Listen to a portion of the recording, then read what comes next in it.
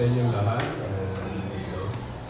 In line with our campaign against those individuals who continue to do illegal activities, in this case, phone snatching, pandurukos, kidnapping, yung mga cellphone. Here are two suspects, namely Alan Cruz, Pumayag, at saka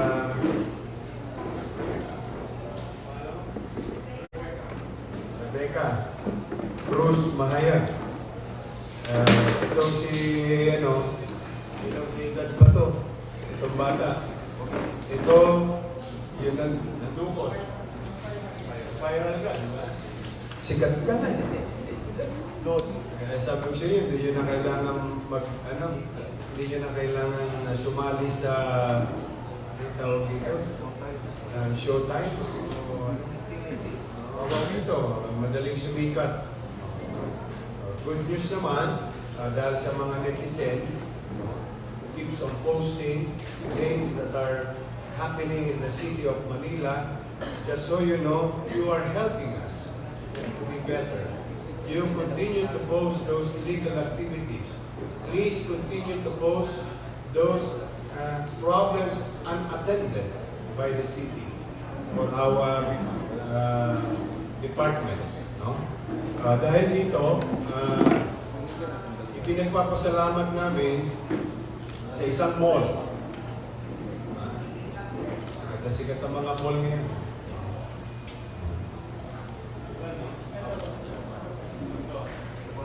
Mga taga Tutuban Mall. Pinagpapasalamat namin sa mga mall, and particularly Tutuban Mall, when these individuals tried to sell stolen goods, in this case cellphone, nagkawang gawa naman yung opisyalis ng mall, in this case Tutuban Mall, na isuplong sila sa alagad ng batas at sa pamahalang lungsod. At dahil doon, mabilis ang natugunan yung nagpa-viral na video. Para si Big Daddy yan. Big Daddy sa norte. Pinagpahinga ko na ho yun. Huwag na kayong mag-alala. Yung pala yung tao pa nung nakaraan. Kaya kayong mga tao pa nung nakaraan, pinagbibigyan ko na kayo magtrabaho. Hindi ko na nga kayo pinagpapahinga. Magtinunod na lang kayo.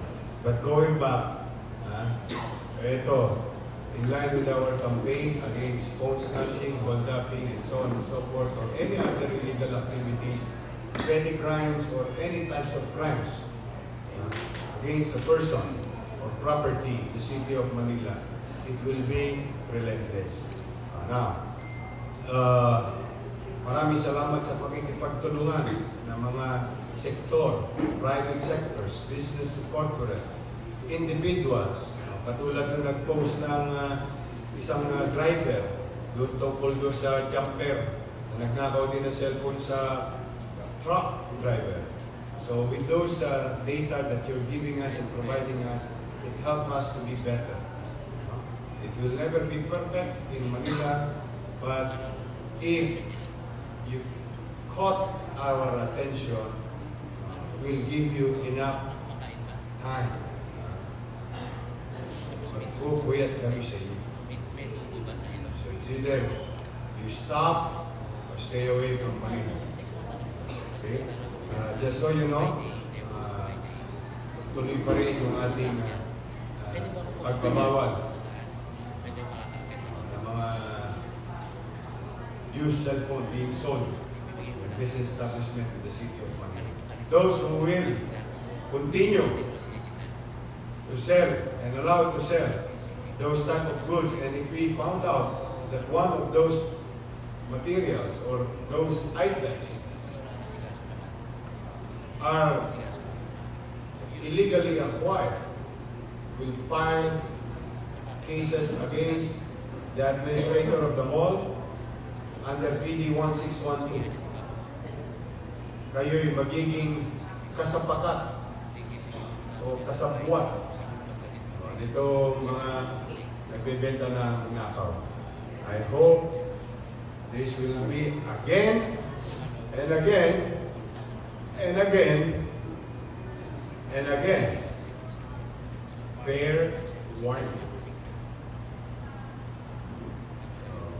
Hindi joke ng pamahalaan ng lungsod.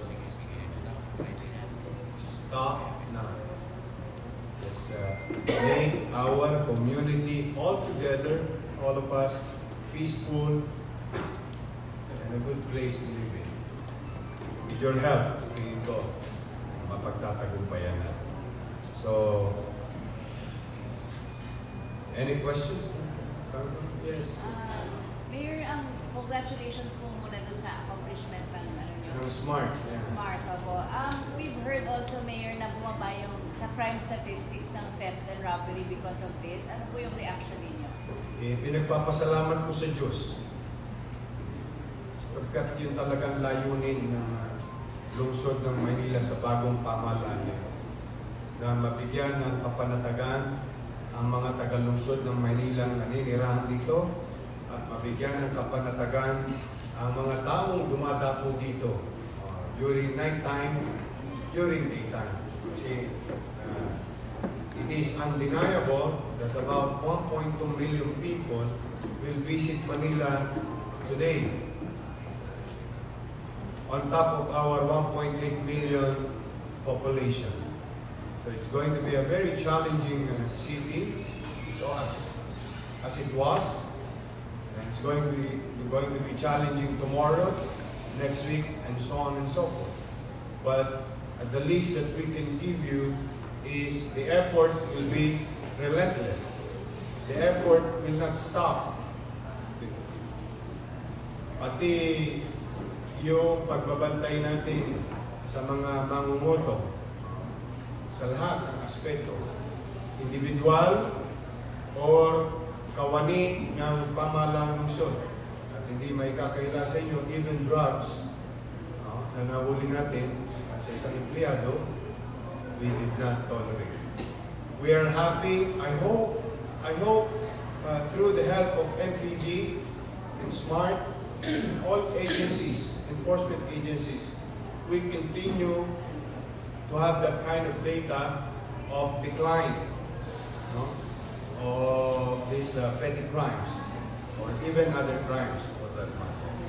Sana nga, kapag talagang kaya po hinihikayat namin kayo, mga manunood, na patuloy na tulungan ang syudad ng Maynila. We'll always take care of your identity when you send us information for us to be better.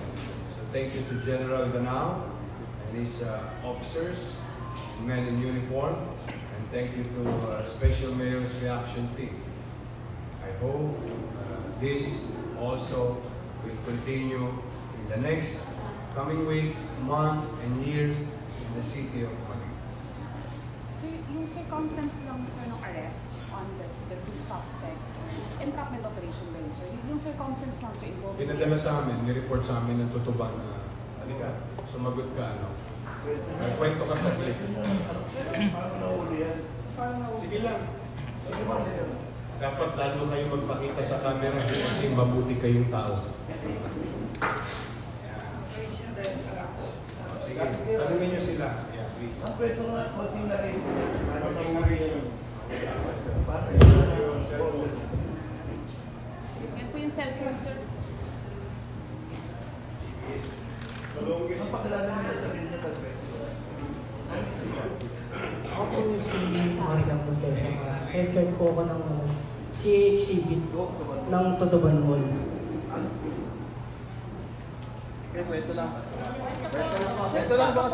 Kasi sir, bilang guard ng si exhibit, pinapatupad ng si exhibit na bawal na kami magbenta, bawal nang bumili. Simula po nung pinatupad po ni Mayor, kinancel na po lahat ng ganong bagay.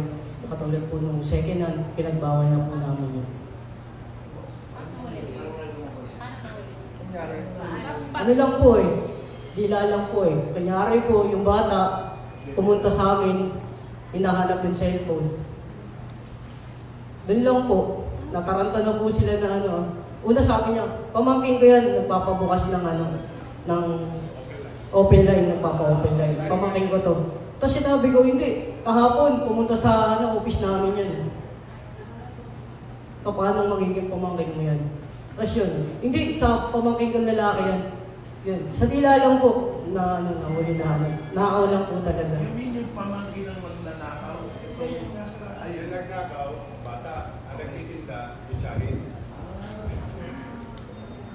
So, nag-shine sila, sir. Ito yung tirador, ito yung biyero. Tinatawag yung ano, yung bata. Paano nahuli, sir? Paano mo? So, lumapit sa inyo yung chahin? Papa-open yung tatang open line?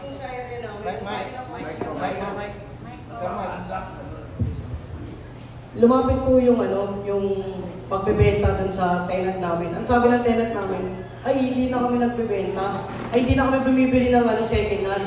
Bawal na sa amin yan. Kung makikita nyo, puro accessories na lang yung paninda namin dito. Wala na kaming second hand.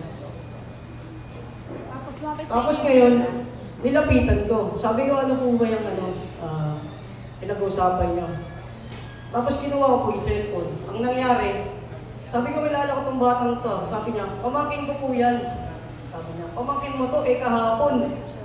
Kahapon, pumunta sa office namin to, nagtatanong kung yung cellphone niya ba is naibenta rito. So sabi niya, ay hindi, sa pamangkin kong lalaki yan, napulot niya lang yan. Sa wallpaper. Hindi ah. One question. Nagka-effect po ba sa inyo yung pagsara ng isang recto? Somehow, natakot din ba kayo dahil sa nangyari yun? Oo naman po. Oh, bago na. Marami pong magugutom, lalo na po ako. Bakit po ako magutom? Tama mo na, dito ka pa. Honest ka. Parang pwede yun. You come to think of it. Yeah, that's true. It is very hard for me to decide and choosing what is right and what is just. No? Kaya hindi naman kami nagkulang. Una, bilang pamahalaan. Ang bilang pamahalaan ay yung tumugon sa alituntunin ng batas. Pangalawa, bilang pamahalaan na kanyang nangangalaga sa kanyang pamayanan. O di ba sabi namin, if you comply, we'll give permit. Ang good news lang talaga sa Maynila, one day lang, may permit ka na. I mean, modesty aside. Unlike those years, no? So, why? Habang inuunawa ko yung mawawala ng trabaho, minsan kailangan natin magbayad ng konting sakripisyo para maipakita ang pagsasatuwid ng mga bagay-bagay. Kasi mahirap din naman na naghahanap buhay tayo, tapos may umiiyak na magulang dahil patay na yung anak niya dahil nasaksak at inagawa ng cellphone. So, hindi lang gobyerno dapat ang may konsensya. Dapat ang tao din nagiging makatwiran sa kanyang hinihingi na atensyon.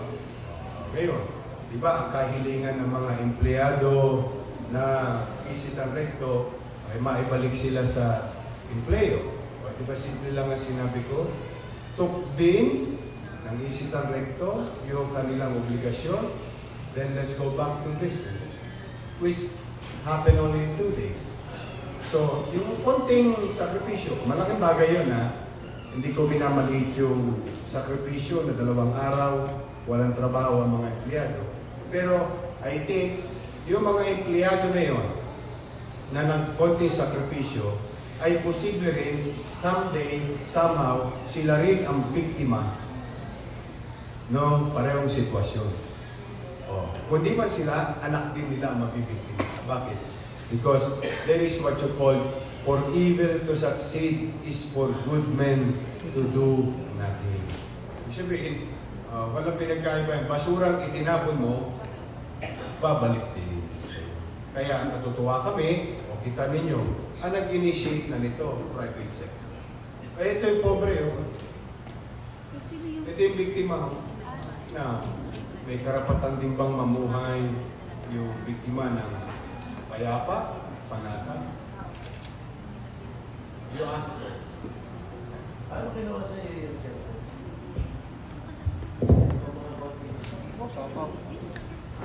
Yung bag ko po kasi nasa likod nun, tapos po naglalakad po kami pauwi na to.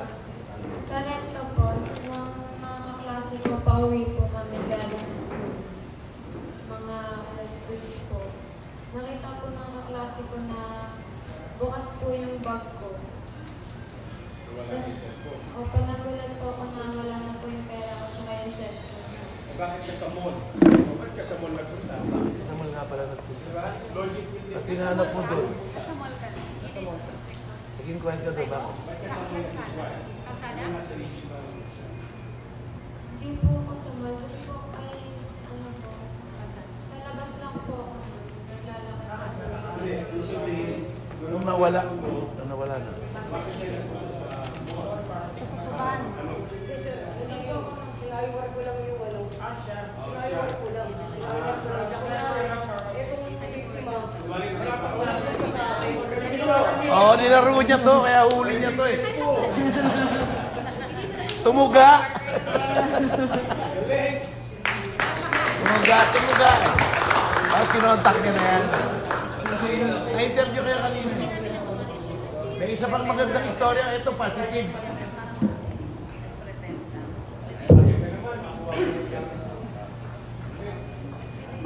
Parang nabalik sa kanila.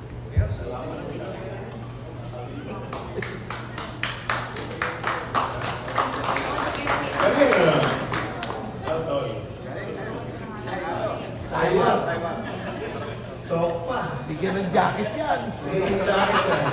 GC. Pero hindi kami magka-size eh.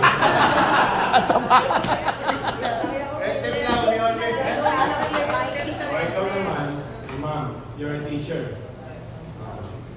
Good deeds.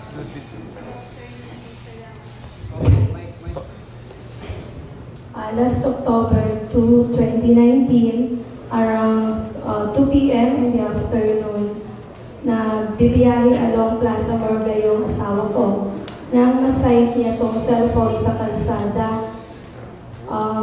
At first, ang instinct niya, tingnan baka may nalaglagan. Pero wala naman daw may in panic. So ang ginawa niya, iniuwi po niya sa bahay. And then inantay niya po, ibinigay niya muna po sa anak namin. Tapos inantay ako na dumating from school. Tapos pinakita niya, sabi ko, medyo pricey po. Kasi Apple phone siya. Then, it can be detached. Magnetic yung Maganda pa. casing niya is magnetic. And ang price is nasa 80,000 pesos. All messages are coming from Mobile Legend. All messages are coming from, what we call this one, yung sing.com. Tapos, may isa kong co-teacher nag-asam na ilipat mo sa cellphone ko, Apple din yung SIM card. Nilipat po namin pero wala siyang nakasave na number. Pwera sa mga 3 digits, 5 digits number na may asterisk. Once na dinadial namin, it will just say na the app or the something that you're opening is only available in Singapore. So I'm thinking na foreigner ang may-ari, malamang nalaglag sa kanya, or di ba malapit na po ang SEA Games, baka isa siya sa magiging player ng online game na gagamitin. Kasi tapos umuwi ka na ng Cavite, naghanap po talaga kami ng kasi magwa 1 week na walang kumukontak sa number. Walang kumukontak sa inserted na SIM card. Umuwi kami, punta kami ng SM Rosario para i-trace na kung paano malalaman yung may-ari. Maski yung store, sinabihan kami na ma'am, antayin nyo lang na tawagan kayo ng may-ari or kung ano man ang gagawin kasi pag once na trinay niyong ipa-open at tingnan ang laman ng cellphone, baka kami pa po ang ma-put in bad mood. Kasi sa amin po na kami po ang nagtatry na matrace yung ano. So, nag-post po ako October 3, shinare ko po publicly, shinare ko po sa Tondo group. Then, nitong umaga po, nabasa ko po yung post ni Mayor Ibay na may ganun silang ano na pwedeng matrace. So, yun ang nag-flicker na mind sa akin na, pwede kong i-ano kay Mayor Ibay yung ano po. Kasi nga, siguro hindi naman ako ipapahamak nito kasi alumnus namin ng Tondo High School, pati si Mayor. So yun yung pong inano ko na, wala po kanina, kinokontak ko na po si Sir until matapos po yung klase ko. So hanggang ngayon po, as of this moment, wala pong kumukontak kung sino may-ari ng cellphone. Sinusoli nyo, kumbaga, sinusoli nyo, ma'am. Kita ninyo?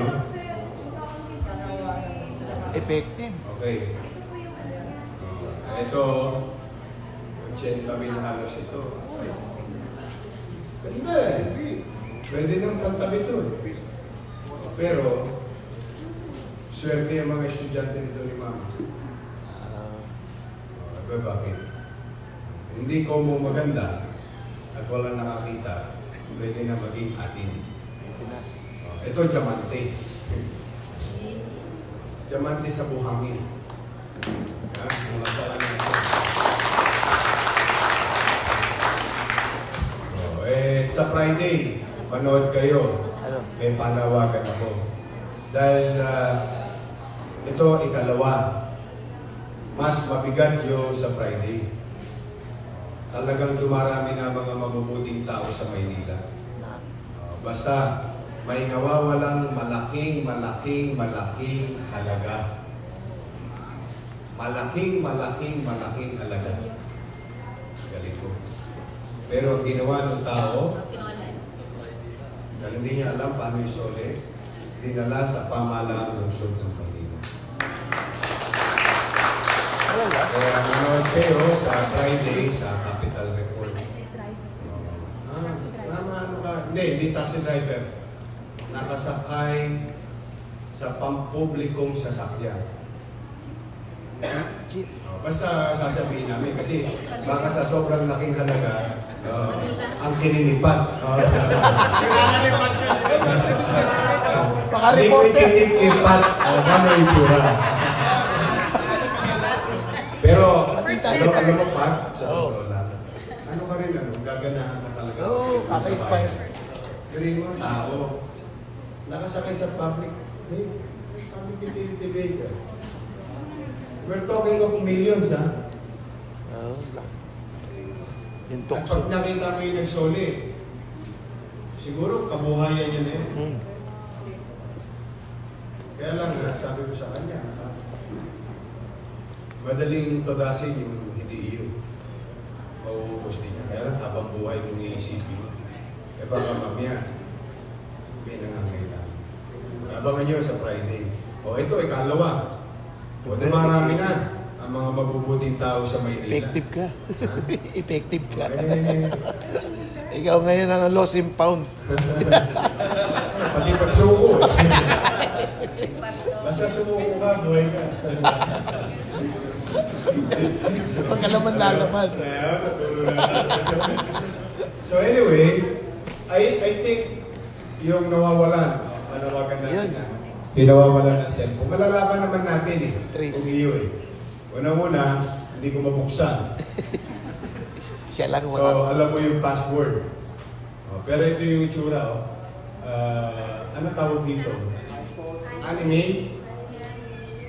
Anime. Ayan. Ngayon, kung sino man yung nawawala, foreigner. Mag-i-English na ako. Oo nga, yun na nga. Hindi ko. Uhog to. Whoever you are, you can go to office of Major Ibay and unlock the phone. If you can unlock it, it means it's yours. Kasi there's lock. And at least we can prove that it's yours because we can access pictures with your photos. No? So, ito po, mahal mo ito. Hindi ito birong phone. iPhone mo ito eh. Ano tawag dito? iPhone 10? Tulad ng Pinakamataas. 11 eh, di ba? High-end. Medyo maganda tong phone na. Maraming salamat kay ma'am. Palakpakan natin. Swerte ng mga estudyante nito. Yeah. So anyway, sana dumami pa ang mga mabubuting tao sa Maynila. Diba? Sana magtuloy-tuloy. Dahil tayo rin naman magtutulungan. Sabi nga, wala magmamalasakit sa ating mga batang Maynila kundi tayo kapwa batang Maynila. So ngayon, balik tayo doon sa nauna. Ulitin ko, hindi na po natutulog ang batas. Hindi na po natutulog ang tagapagpatupad ng batas. At ang maganda ngayon, ipinagpapasalamat po sa Diyos na kung saan pati mga pribadong individual, ordinaryong mamamayan, sektor ng lipunan ay nakikiayo na sa pagsasayos. Bagay na dapat nating tularan na bilang isang negosyante, katulad ng Tutuban Mall. They are exposed to this type of illegal trade because they are nearby an area of concern of the city of Manila. So, chances are sila pinakamabilis. So, gawin ninyo, doon nyo ibenta sa ibang lugar yan kung saan allowed. Dito, pag dito nyo yung ginawa, hanapin namin kayo, uhulihin namin kayo, kakastiguhin namin kayo. At saka mabigat na po. Ipatutupad namin talaga ang PD 1612. Ibig sabihin, lahat ng kasapwat, sumali under that law. If you fall under that law, that you violate PD 162, immaterial if you are a president of the corporation, administrator, you'll be part of criminal cases. Charges will be filed against you. So muli, maraming salamat sa inyo at magandang hapon. Yes, yes. Doris. Meron yung Melodega, yung magulang, patatawag ba natin? Let the DSWD handle that. Yung kanyang magulang. Kasi may tamang proseso para sa kanya. 14 years old. Mayor, sila muna kasi other matter. Different topic po, Mayor. Sa SC Justice, ano po yung logistical support niyo? Traffic, MDRRMO, police, parking, tapos yung pagbabawal ng mga alak within the area, plus some utilities, facilities of the city of Manila. Yun naman ang mga hiningi nila para sa incoming borrowers, which will be given by the city of Manila. Mayor, how can we further improve po yung compliance ng Manila dun sa clearing memorandum circular ng DILG na sa medium compliance? And have you met or papatawag niyo po ba yung mga barangay captains na na-issue ng show cause order? Well, yung show cause order issued before the Office of Respective Barangay Official, it's for them to answer that. Because I think ample time was given to them to follow such memo coming from the Office of the President through the ILG. Now, we're happy that the ILG appreciated our effort. We have conducted 3,000, correct me if I'm wrong, 3,373 clearing operations Roads. in 60 days. So you do the math. Now, the next question is, will we stop? No, we will continue. And if there's one good thing again, I think, if I heard it right, the President directed already the ILG to come up with a second memorandum to continue to clear our streets, to continue to do clearing operation of all types of obstruction, which in our case is our habit already as a city government in performing our duties. Now, the guarantee that we can give to our people is we will not stop. These things will go on and continue. In fact, yesterday, again, some obstructions were installed at the corner of Pedro Hill and Top Avenue. Smart apprehended them, sent them to court, filed cases against them. And again today, wow, the same corner, may naglagay na naman ng structure.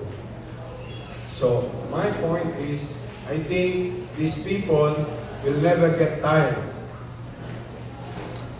of violating. Now, we give you now the challenge. You get tired because you'll never get tired of doing our job. So, try to expose your savings in violating rules that we will not allow. We will continue.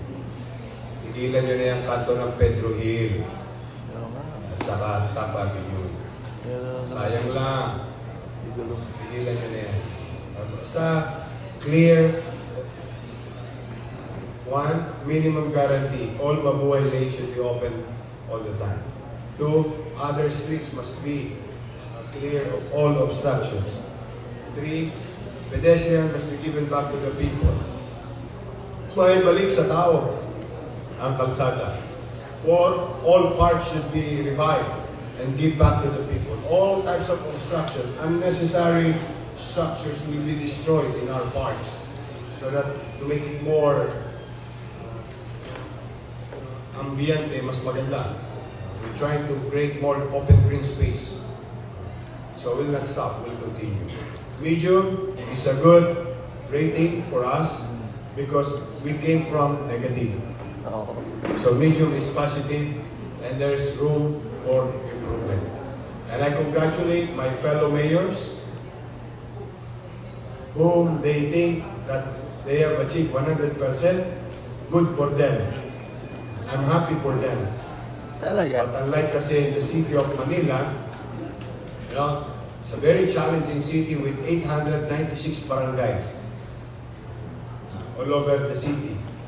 But I think agencies of government and national government for that matter understands ano ang hugot namin. But at least, at the very least, sa mga kababayan natin, huwag kayong mag-alala. Tuloy-tuloy naman ito.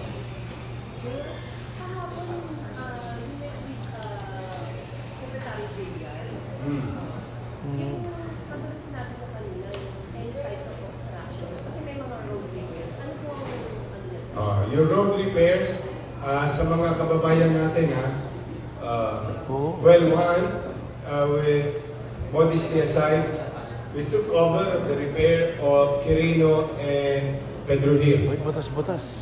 Kasi tagal aksyonan eh. Oo. We did it in 48 hours para mawala yung bulbo.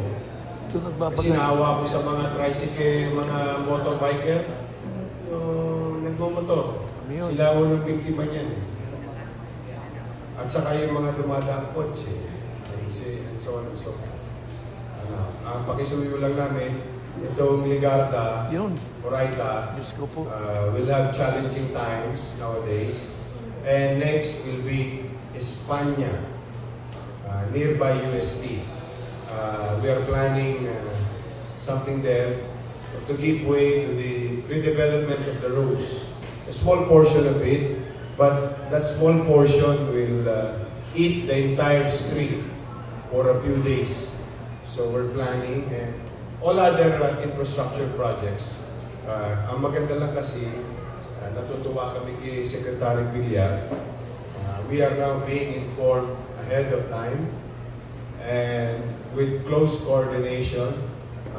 The same thing with Secretary Simato. At the same time, he is now the chairman, while he is the Secretary for Department of Environment and Natural Resources.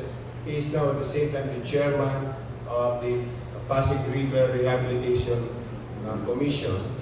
So, with regard to clearing of our riverside in Pasig River, all the way crossing with other LGUs along by Pasig River. So, may konti lang challenges ngayon ng mga kalye ng Maynila.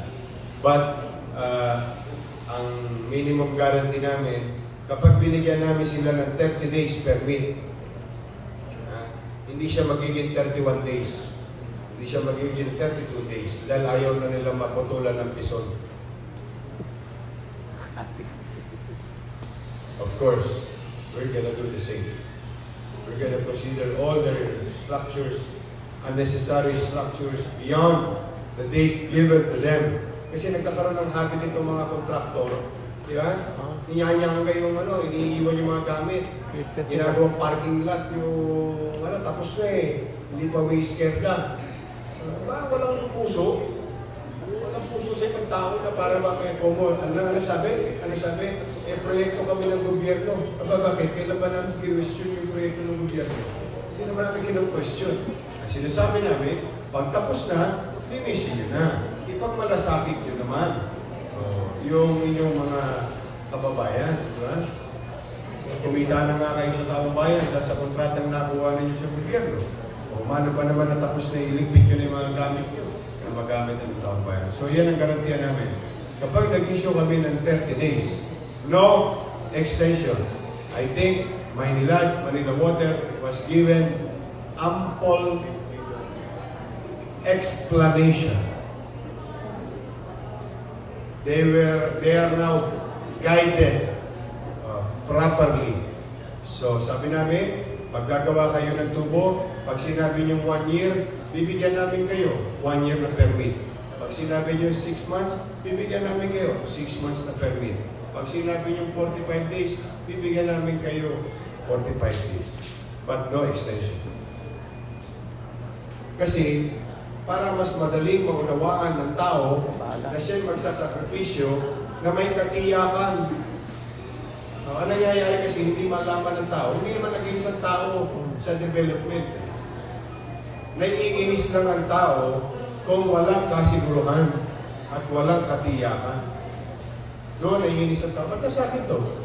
Matulongis ko to. Iuwi to kaya Junior. Para pag may dumating, mauwi ko yan. Mapaalak ko. So, yun ang gusto natin. Na pag sinabi natin sa tao 6 months, alam ng tao 6 months na siya magsasakripisyo, not a single day more. Yun lang naman ang habol natin, wala na naman ba? Yes. Pero balikan ko pala po yung sa kay Justice. 9 years ago po nagkaroon ng bombing sa for example. So ano po security measures ang gagawin natin? Bombing ulit. I think yung security measures are being planned by General Danao. Kami, logistical assistance. The city government. Yung security is for the Manila Police District. Sa amin, logistical resources that are available in the city of Manila. Yung agad na, para magkaroon ng papanatagan. All out agad yun?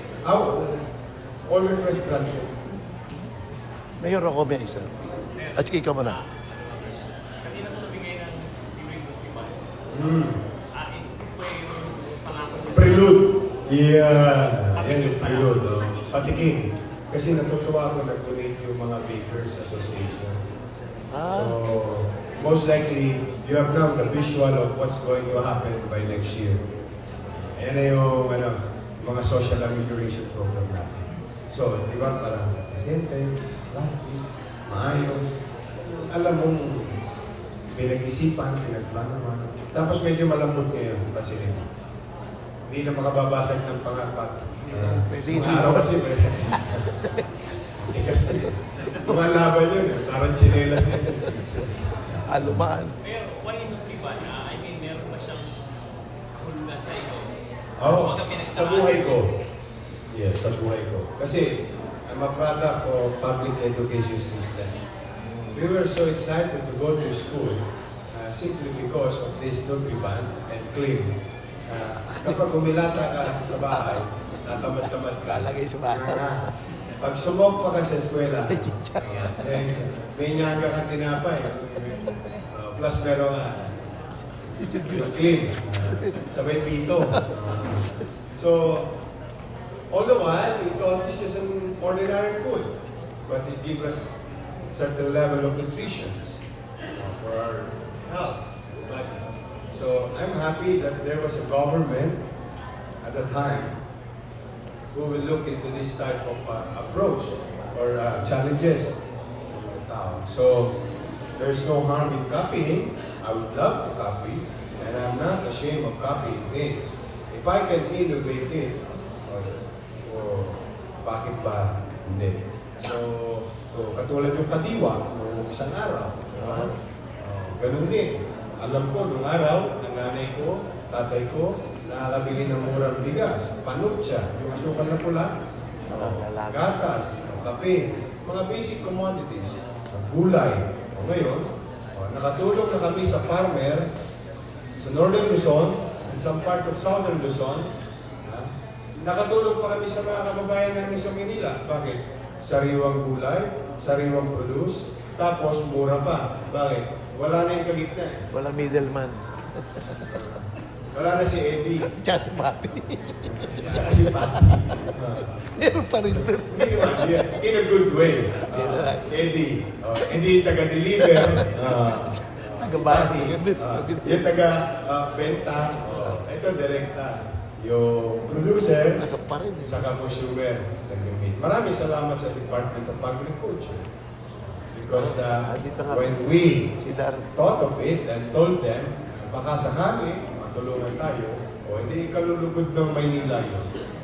There will be 100, ang goal is 100 Rolling store. times in a week, in a year. Na maglusad ng... Ayun, spread mo yan parang rolling store, katulad Yes. doon. Sa mga distrito. Correct. Simultaneous yan. Ang end game yan. Mga weekends, Basic commodities. mga weekends market. Gano'n. Yeah. Sir, ano lang, Nutriban, kadiwa. Sasabi ba parang iniidolo niyo si President? Kinokopya ko lang yung maganda. Katulad yung in-city vertical housing program. Ano yan? Prime Minister Lee Kuan Yew. Yung concept na yun. Meron yung concept na si Marcos, please. In city. Tenement. Si Macapagal. Tenement. Si Marcos, please. Si Prime Minister Lee Kuan Yew in city, mas mataas. Si Ramos. Mas maluwag. Kaya yun ang kopopin ko. Kasi yung kay President Marcos at kay President Macapagal, medium. Sa atin naman, maraming salamat sa NHA for guiding us. Pwede na tayo magtayo. Dati, hindi allowed eh. Ngayon, pwede na tayo magtayo ng 14 story. Wala na, 20 story. wala na yung limit. High-rise na. Kasi nga yung rarity of open space. Lumapayag na sila. Kaya swerte ngayon ng ano. Gure mo, dati, hagdanan mo, nakanyanga ka.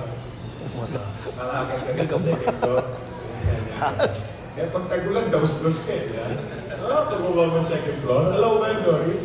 Isko, lahat ng tuhod ko talaga, kapiskisan ng ano. Ng hagdanan. Walang space, walang space. Okay, elevator na. Tadyal. Malay mo. It can be done. It's not even a rocket science. It can be duplicable. So, that's what we're doing. We're trying to copy little of everything, which we believe that tangible, mahawakan, mararanasan ng tao. Indirekta. In fact, excuse me, if you saw my live last night, Sakto, no? Natira ko yung budget. Dati, di ba, budget 14.8 billion. Hindi pa nila na-reach. Yeah. We are now proposing 17.8 billion. Nagbaba pa ako ng buwis. Boy, nagbaba pa ako ng amilya. Pero tumaas ang proposed income. Why?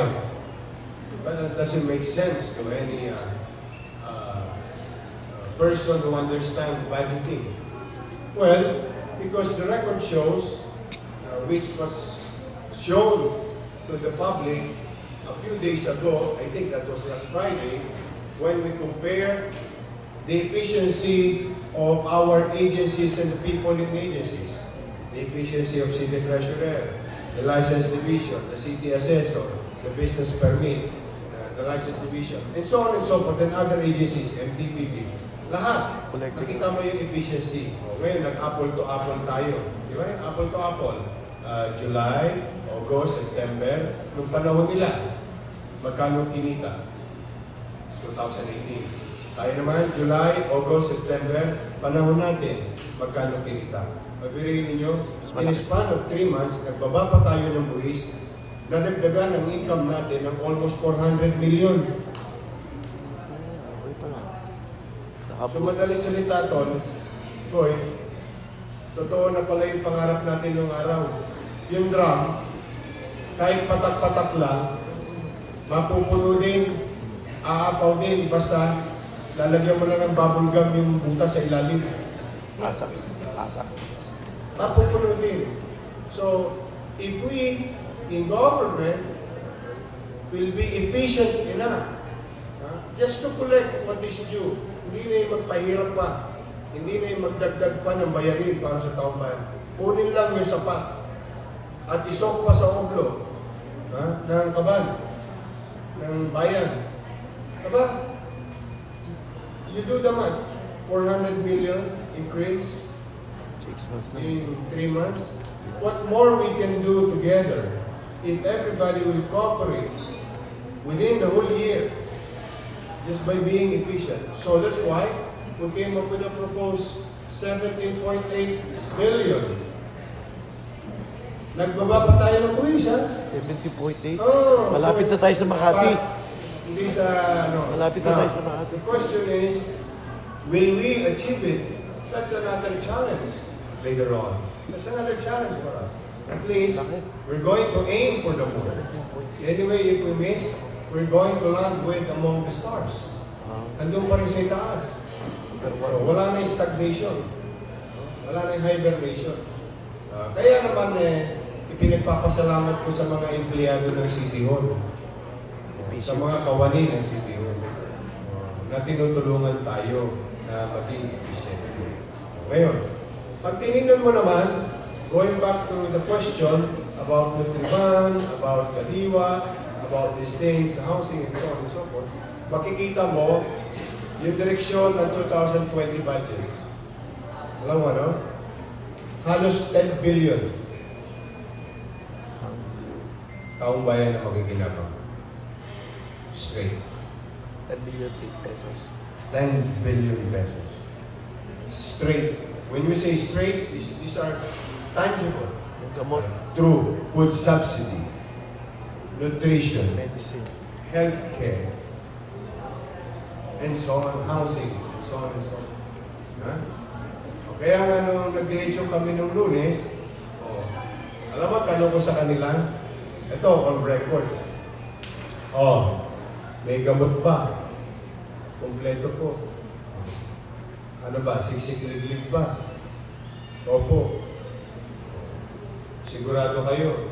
Opo. O di sagot na sagot. Opo. O di okay. O di anong ginawa ko sumunod? Pinaglista ko sila. Yung mga hospital director. O ngayon, now we are addressing medicine. Based on demand and supply. Mukhang na-achieve natin. Okay. It may not be enough for some diseases or sickness, but generally, there is enough. O they ask them, ano kailangan mo sa hospital mo? Ano kailangan mo sa hospital mo? And only to find out, birihin ninyo, last Monday, nakapag-desisyon kami. Ay, nakapag-desisyon kami, Doris. Hindi sa pagbubuhat ng bangko. Kailangan ko po ng ultrasound. Kailangan ko po ng, yung ventilator sa baby. Kailangan ko po ng gamit sa ICU. Kailangan ko po ng x-ray na bago. Kailangan ko po ng CT scan. At yung CT scan, hindi 6 slices, ha? 300 slices. The next maximum is 1,000. Tako, kahit na... ito ang catch. Immediately after the meeting, saan kukuha ng pera? Alam mo saan? Boy, yung pankor ko at saka PCS ko, naipon. Natutulog, bro, nakanyang ka. Nakanyang ka lang nun, tumutubo ng interest. Ano yun? Bangko? Patuwan? Talay mo, hindi sa pagbubuhat ng bangko. Wala dyan, mamimili lahat ng request nila. Ultimo generator. Toda sa Pangko, toda sa PCS. Lahat ng request nila. That's why immediately that same afternoon, I signed the acquisition process. Thank you to Big Manito. Bilis din yan. Thank you to Telma Perez. Siguro in a few months now, we'll have more gamit ng ospital, equipment. At saka hindi na patakbuhin. Hindi talaga ayaw ko. Honestly. Ayaw ko talaga. Mahirap na nga eh. Nagawa pa natin timawa. The very least. Tingnan mo matadali. Isa ka nakakita. Ito kwentuhan lang. Sir, kailangan ko yung generator. Ha? Bakit mo gano'n yung generator? Wala ba generator ng hospital mo? Wala po. Ano? Paano pa din-opera si Pat? Ako, logic lang. Ganyan-yan na si Pat. Lus-lus eh. All marangas lang. Tapos bigla namatay yung ilaw.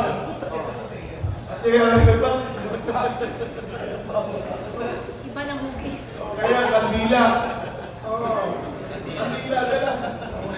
Let's be honest, I'm just trying to be practical with the situation. Pero di ba nakakalubog naman ang loob. Ano gagawin natin dito? So that's why immediately I asked. Mahirap lang. Don't get us wrong. It will take time. Kasi the process of documentation, the process of acquisition, we have to follow rules, you know. But, that is a problem for us. Kung sana, yung kalagitnaan, binibiyak ka sa puso eh. Ang nagpapatakbo ng puso mo, makina. Yung makina kailangan na kuryente. Tut, biglang Hallelujah, Hallelujah. Kaya baka sumunod niya, kunin mo.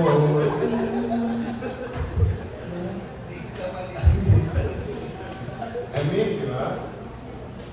We don't want to be in this situation. With all honesty, it's hard. It's really hard. It's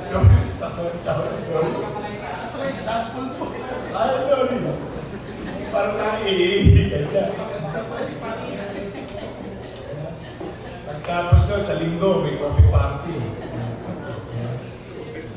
Kakanta na lang rin yung puno yun. Alam mo, kawawa. That's why, if you try to, yan kasi sikreto eh. Don't deny the problems. Because that's the first thing that you can do in addressing the problem. You accept there is a problem. And that's the aim of the ABCs of problem solving. Because pagka dinideny mo, ipinagkukubli mo. Pag pinagkukubli mo, hindi mo tutugunan. Bakit? Kasi in your mind, walang problema. Hindi pwede. It's challenging. So, but anyway, thank you for your time. Yes. Different topic po. Sure. Sa previous administration, nag-sign sila ng JPA with about multiple reclamation or something. Yes, that's a good question. Hindi priority ang reclamation. Yes. Sakali po na matuloy yung reclamation sa Manila Bay, ano po yung mga provide natin sa mga maapektuhan na mga communities or what maapektuhan sa reclamation? Well, una, yung reclamation, walang maapekto ang urban pool. Kasi open space yan. Two, when I said it's not my priority, the city of Manila will be passive.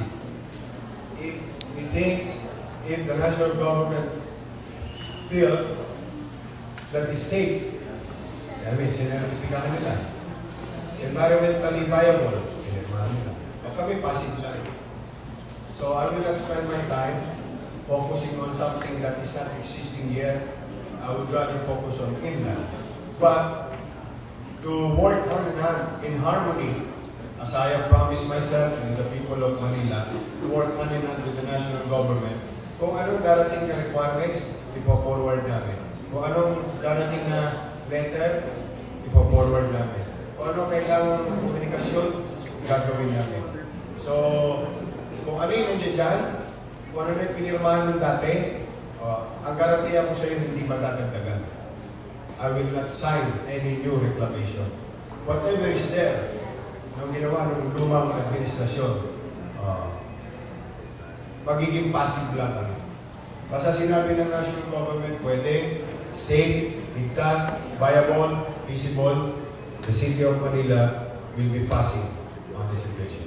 So, ngayon pa rin, yung tingin ko, ibabalik ko sa inland, which is existing.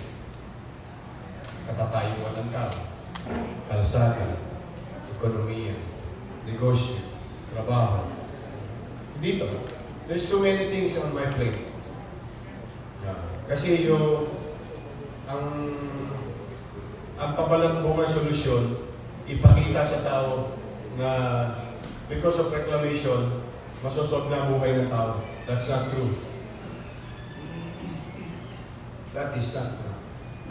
There is so many ways.